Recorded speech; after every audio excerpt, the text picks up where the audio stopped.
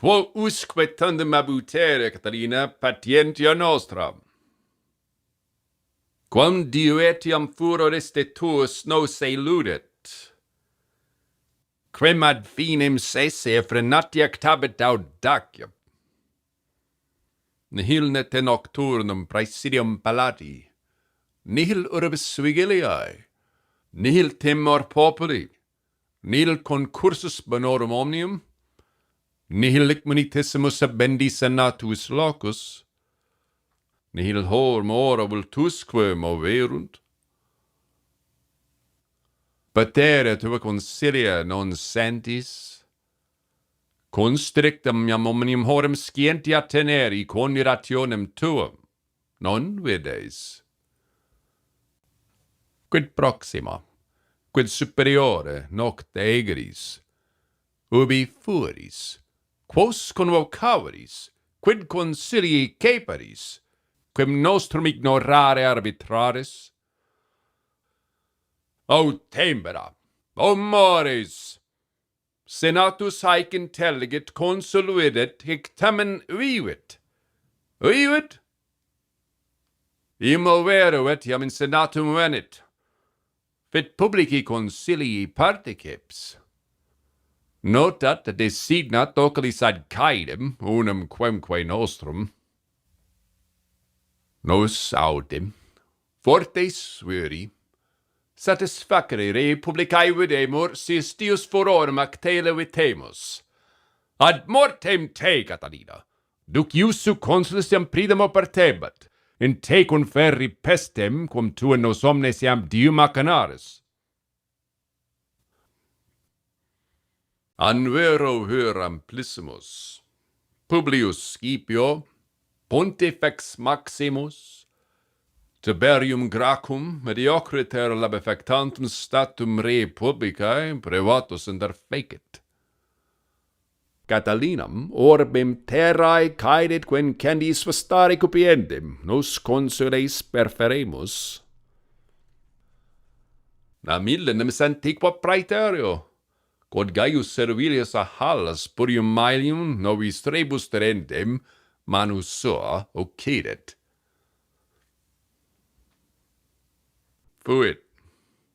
Fuit ista quondam in hac republica virtus, ut viri forte sacrioribus suppliciis quem perniciosum, cum ac herbissimum hostem coercerent. Habemus senatus consultum in te, Catalina. Vehemens et grave. Non deest rei publicae consilium, neque auctoritas huius ordinis. Nos diqua perte, consules decimus.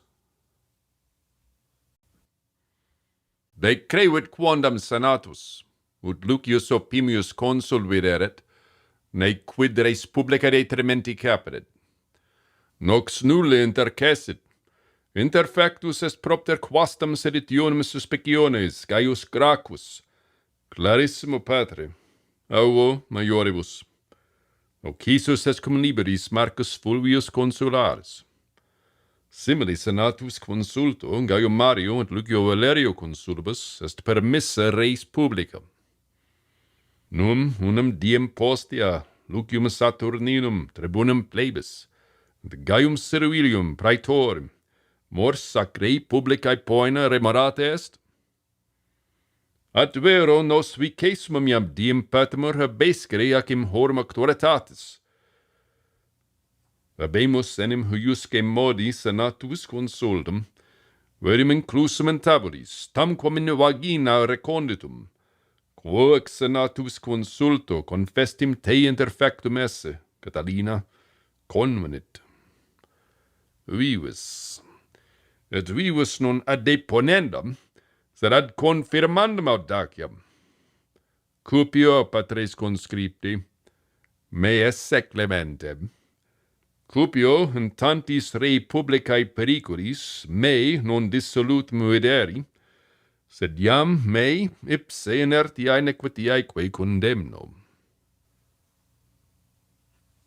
Castra sunt in Italia contra populum Romanum, in Etruriae faucibus conlocatum. Crescit in de singros hostium numerus. Eorum autem castrorum imperatorem ducemque hostium intra Moenia, atque adio in senatu videtis intestinam malequam cotidie pernicium rei publicae molientem. Si te iam Catalinam comprehendi, si interfici iusuro, credo, et verendum mihi, ne non potius hoc omnes boni serius a me, quam quisquam crudelius factum esse dicet. Verum ego hoc, quodiam pridem factum esse oportavit. Certa de causa nondum adducor ut faciam. Tum deneque interficierem, cum iam nemo tam improbus, tam perditus, tam tuis similis inveniri potrit, quid non iure factum esse fatiatur. Quam diu quisquam erit, qui te defendere audiot, vives et vives ita, ut nunc vivis multis meis et firmis praesidiis obsessus, ne commovere te contra rem publicam posis. Multorum te et oculi et aures non sentientem, sicut ad huc fecerunt, speculabuntur atque custodient. Et enim quid est, Catalina, quodiam amplius expectes, si neque nox tenebris obscurare coitus nefarios, nec privata domus parietibus continere voces conerationis tuae potest, si illustrantur, si erumpunt omnia. Multa iam istam mentem, mihi crede, obliviscere caedis atque incendiorum. Teneris undique, luces sunt clariora, nobis tua consilia omnia, quae iam mecum licet recognoscas. Meminestine me ante diem duodecimum calendas Novembris dicere in senatu fore armis certo die, quid dies futurus esset, ante diem sextum calendas Novembris, Gaium Manlium, audaciae satellitem atque administrum tuae. Num me fefelit, Catalina, non moro res tanta, tam atrox tamque incredibilis, verum, id quod multo magis est admirandum, dies. Dixi ego idem in senatu caedem te optumatium contulisse, in ante diem quintum calendas Novembris, tum cum multi principes civitatis Roma non tam sui conservandi, cum tuorum consiliorum reprimendorum causa profugerunt. Num infitiari potes te in lo ipso die meis praesidis, mea diligentia circum clusum commovere te contra rem publicam non potuisse, cum tu discessu caeterorum nostra tamen qui romansis emus, caede te contentum esse dicebas? Quid? Cum te praeneste calendis ipsis Novembribus, succapaturum nocturno impetu, esse confideres. Se insistine illam coloniam, meo iusum, meis praesidis, custodis, vigiliis esse munitam? Nihil agis, nihil moliris, nihil cogitas, quod non ego non modo audiam, sed etiam vidiam, planeque sentiam. Recognosce tandem mecum noctem illam superiorem. Iam intelleges multo me vigilare acrius ad salutem, quam te ad pernicium rei publicae. Dico te priore nocte venisse inter falcarios, non agam obscure, in marci laicae domum. Convenisse eodem complures justem amentiae scelerisque socios. Num negare audes? Quid taces? Convincam, si negas, video enim esse hic in senatu quostum, qui tecum una fuerunt. O dien mortales! Ubinam gentium sumus, in qua urbe vivimus? Quam rem publicam habemus? Hic sunt nostro numero, patres conscripti, in hoc orbis terrae sanctissimo gravissimoque concilio, quide nostro omnium interitu, quide huius orbis et quiadio de orbis terrarum exitio cogitent. Hos ego video consul, et de republica sententiam rogo, et quos ferro trucidario portebat, eos nondum voce vulnero.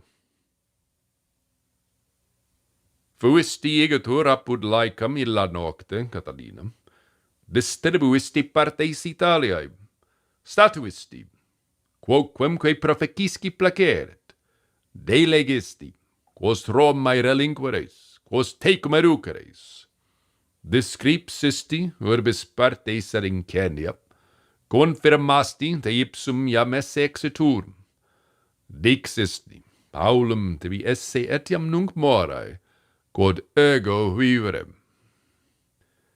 Repertis sunt duo equites Romani, qui te ista cura liberarent, et sese illa ipsa nocte Paulo ante lucem, me in meo lectolo interfecturos esse pollicerentur. Haec ego omnia vixtum etiam coitu vestro de misso competi.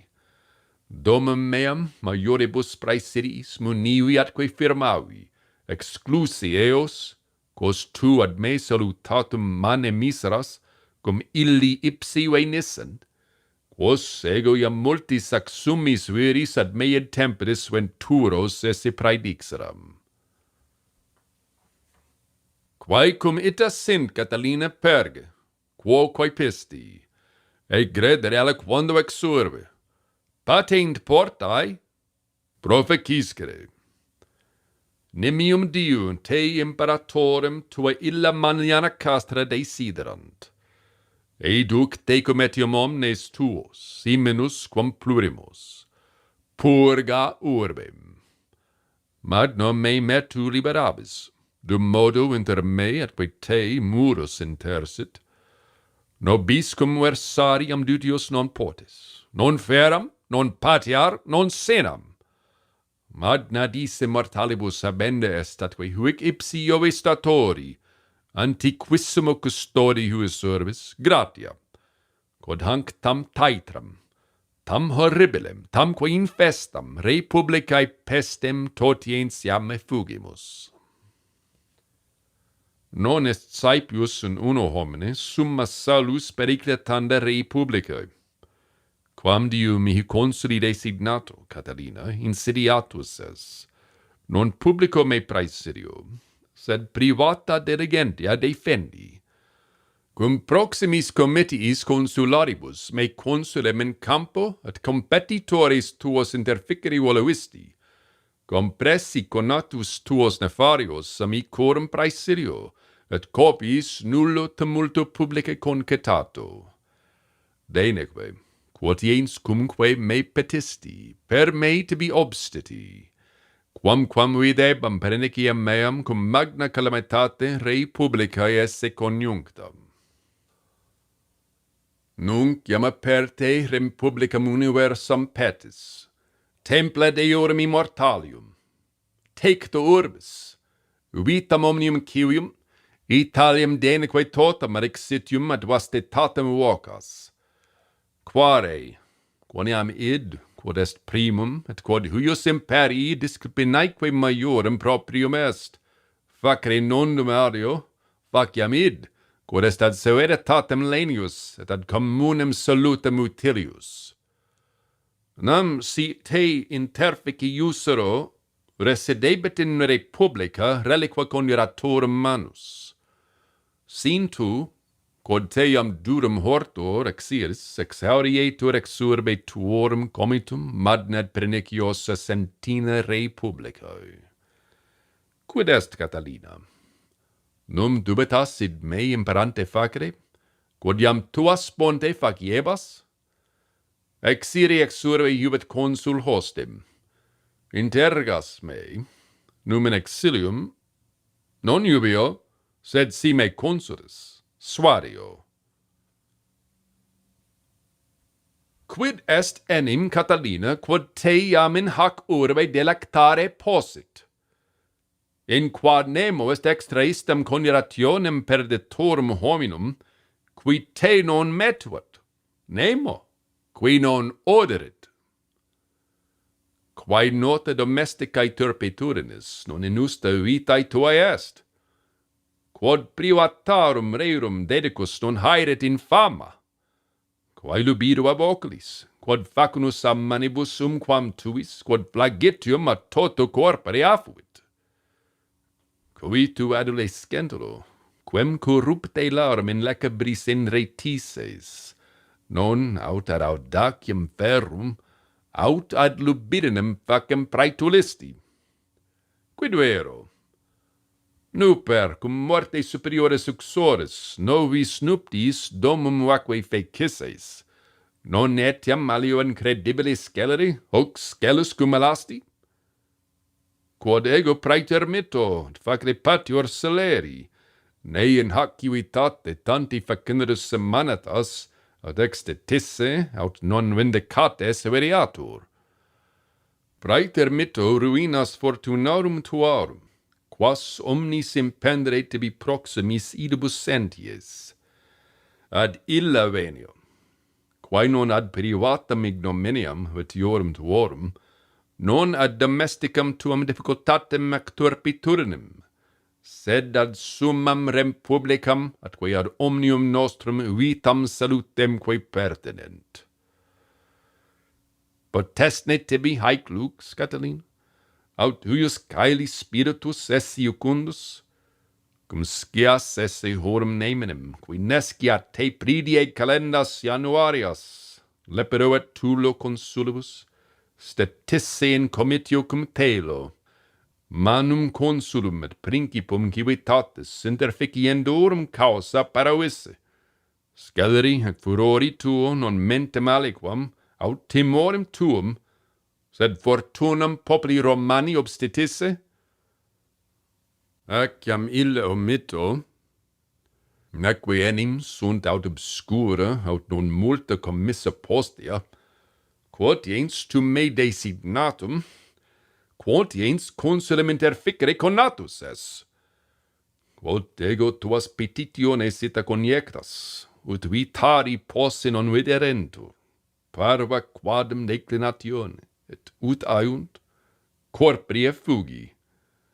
Nihil agis, nihil et sequeris, nihil moliris, neque tamen conari ac velle desistis. Quotiens tibiam extorta est ista sicere manibus, quotiens vero excedit casu aliquote lapsa est. Tamen ea carere dutius non potes, quae quidem quibus abste initia sacris ac devotas sit, nescio, quod eam necesse putas esse in consulis corpore defigere. Nunc vero, quae tua est ista vita, sic enim iam tecum loquor, non ut odio per motus esse viriar, quod debeo, sed ut misericordia, quae tibi nulla debetur. Venisti Paulo ante in senatum, quis te ex hac tanta frequentia totque tuis amicis ac necessariis salutavit. Si hoc post hominum memoriam contigit nemini, vocis expectas contumeliam, cum sis gravissimo judicio tacetur netatis oppressus. Quid, quod adventu tuo ista subselio aquae facta sunt, quod omnes consularis, qui tibi per saepe ad caedem constituti fuerunt, simul atque ad sedisti, partem istam subseliorum nudam atque inanam radiquerunt, quod tandem animo hoc tibi ferundum potas. Servi mehercli meis, si me isto pacto metuerint, ut te metuunt omnes cives tui, domum meam reliquendam putarem. Tu tibi urbem non arbitraris? Et, si me meis civibus injuria suspectum tam graviter atque offensum viderem, carere me aspectu civium quam infestis somnium oculis conspici malem. Tu cum conscientia scelorum tuorum agnoscas sorium omnium justum, et iam Diu tibi debitum. Dubitos, quorum mente sensusque vulneras, eorum aspectum praesentiamque vitare? Si te parentes temerent atque odissent tui, neque eos ulla ratione placare possis, ut apinor, abeorum oculis aliquo concederis. Nunc te patria, quae communis est parens omnium nostrum, odit ac metuit, et iam Diu nihil te judicat, nisi de paracirios suo cogitare. Huius tu neque auctoritatem verebere, nec judicium sequere, nec vim pertemesces? Quae tecum, Catalina, sic agit et quodam modo tacita loquitur. Nullum iam aliquot annis facinus extitit nisi per te, nullum flagetium sine te. Tibi uni multorum civium neces, tibi vexatio direptioque sociorum impunita fuit ac libera. Tu non solum ad negligendas leges et quaestiones, verum etiam ad evertendas perfringendasque veloisti. Superiore illam, quamquam ferenda non fuerunt, tamen ut potui tuli. Nunc vero, me totam es in metu propter unum te, quicquid increpuerit, Catalinam temeri, nullum videri contra me consilium iniri posse, quod a tuo scelere abhorreat, non est ferendum. Quam obrem discede, atque hunc mihi timorem erepe. Si est verus, ne opprima, sin falsus ut tandem aliquando temere desinam.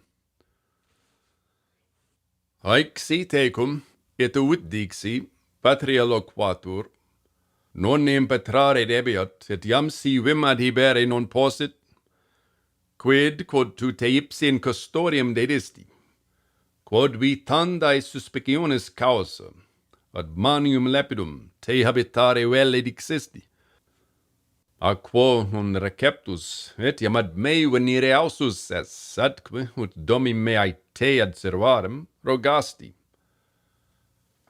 Cum a me quoque id responsum tulisses, me nullum modo possi istem parietibus tuto esse tecum, qui magno in periculo essem, quod istem monibus contineremur, ad quintum metellum praetorum inesti.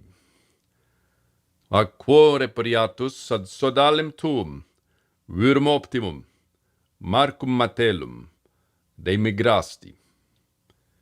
Quem tu videlicet et ad custodiendum diligentissimum et ad suspicandum sagacissimum et ad vindicandum fortissimum fore putasti. Sed quam longe videtur a carcere, atque a vinculis abesse debere, qui se ipse iam dignum custodia judicaret. Quae comitas sint, Catalina, dubitas, si emri aequo animo non potes, abire in aliquas terras ad vitam istam multi supplicis, justis debatisque e reptam fugae solitudinique mandare, refer inquis ad senatum.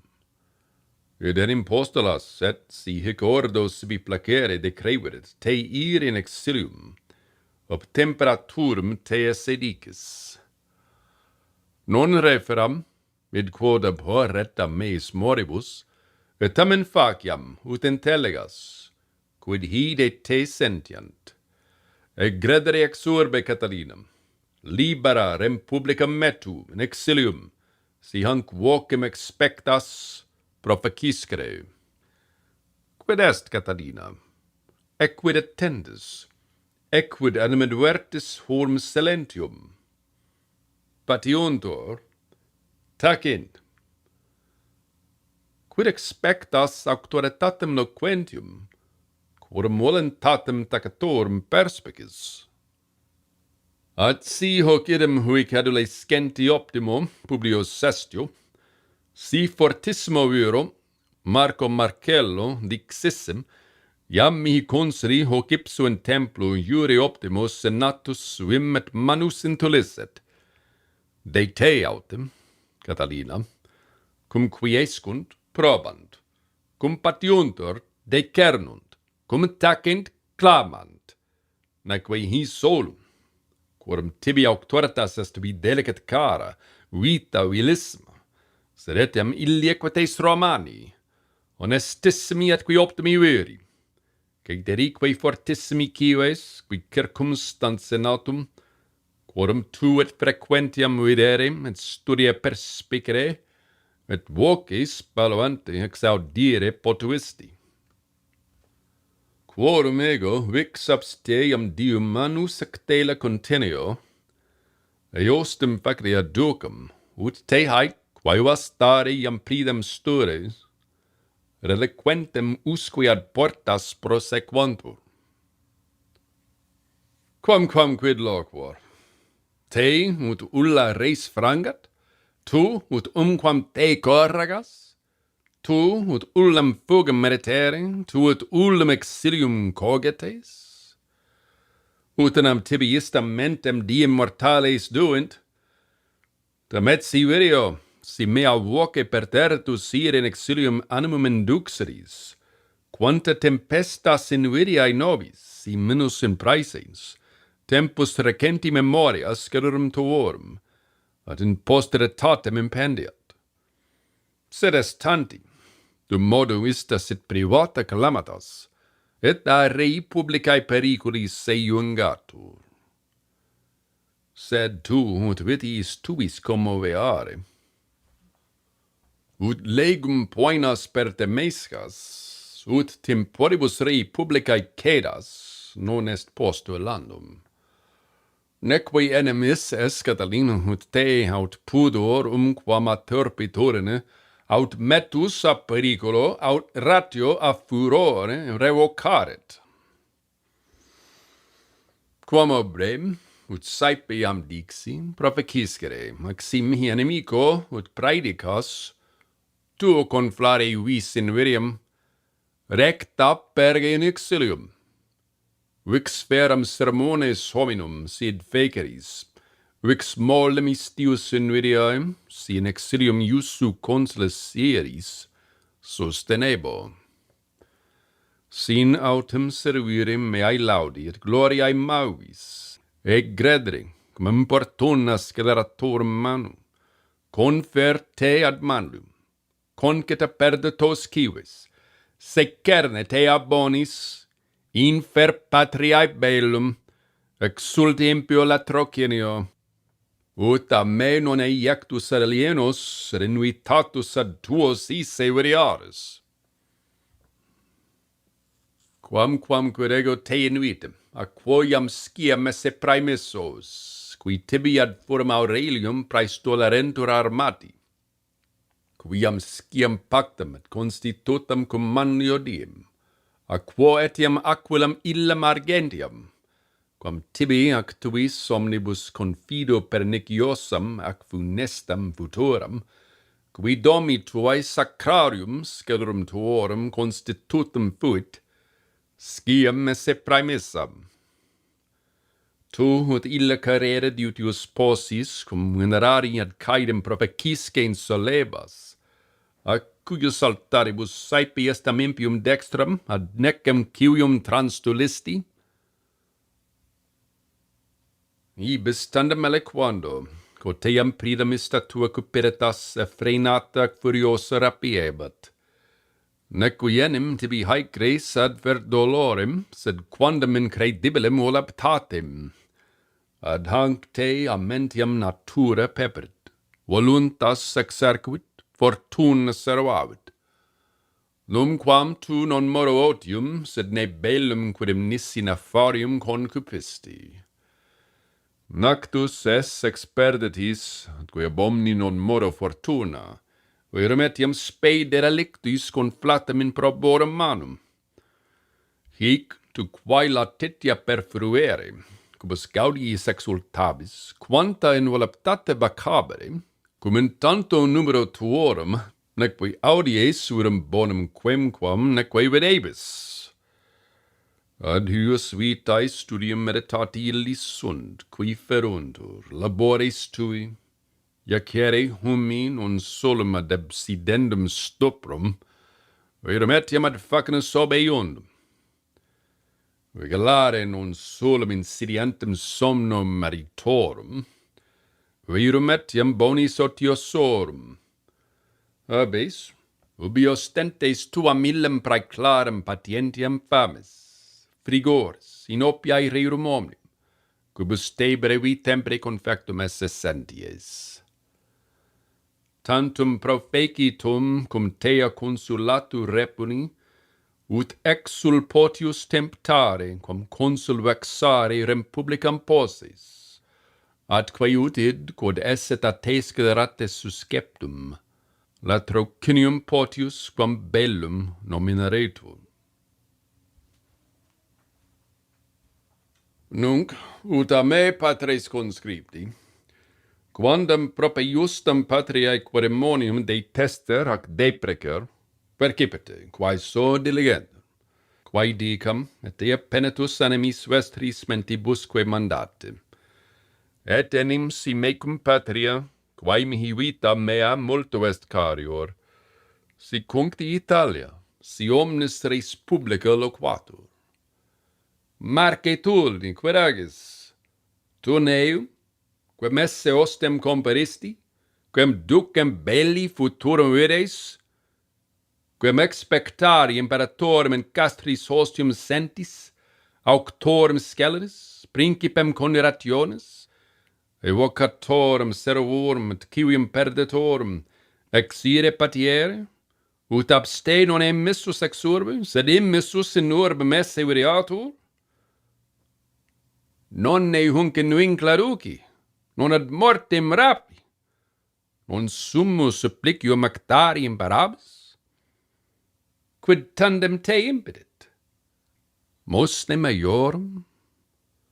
At persaepi etiam privati in hac republica perniciosos cives morte multarunt. An leges, quae civium Romanorum supplicio rogatae sunt. At numquam in hac urbe, quia republica defecerunt, civium iura tenuerunt. An invidiam posteritatis times. Praeclarem vero populo Romano refers gratiam, qui te, hominem per te cognitum nulla commendatione maiorum tam mature ad summum imperium per omnis honorum gradus extulit, si propter invidiam aut alicuius periculi metum salutem civium tuorum negligis.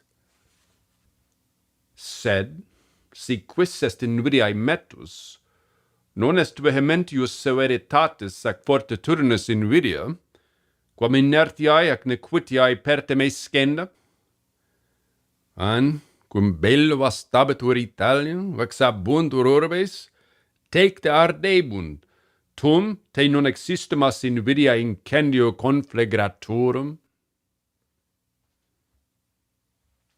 His ego sanctissimis rei publicae vocibus deorum hominum, qui hoc idem sentiunt, mentibus pauca respondebo.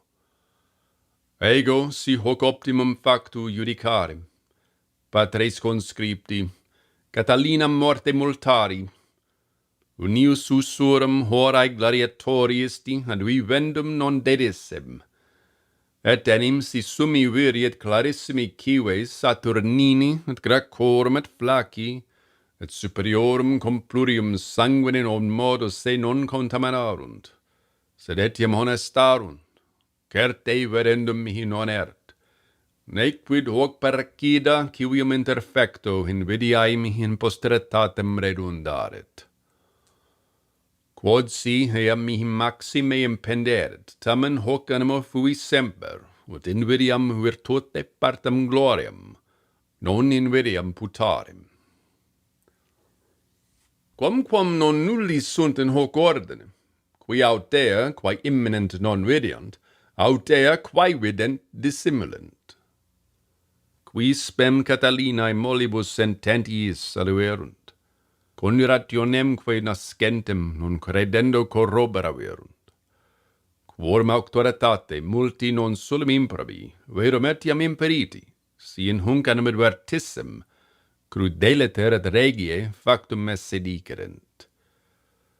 Nunc intellego, si iste, quo intendit in manliana castra peruenerit, neminem tam stultum forem, qui non viriat conerationem esse factum, neminem tam improbum qui non fatiatur.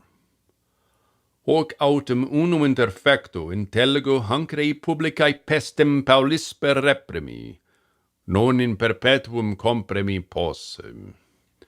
Quod si se iecerit, se cumque suo seduxerit, et eodem ceteros undique collectos naufragos adgregaret, extinguetur atque delebetur non modo haec tam adulteri publicae pestus, verum etiam stirpsac semen malorum omnium. Et enimiam Diu, Patris conscripti, in his periculis conirationes insidiisque versamur, sed nescio quo pacto omnium scelrum ac veteris furores et audaciae maturitas in nostri consulatus tempus erupit. Quod si extanto latrocinio este unus tolletur, videbimur fortasse ad breve quodam tempus cura et metu esse relevati.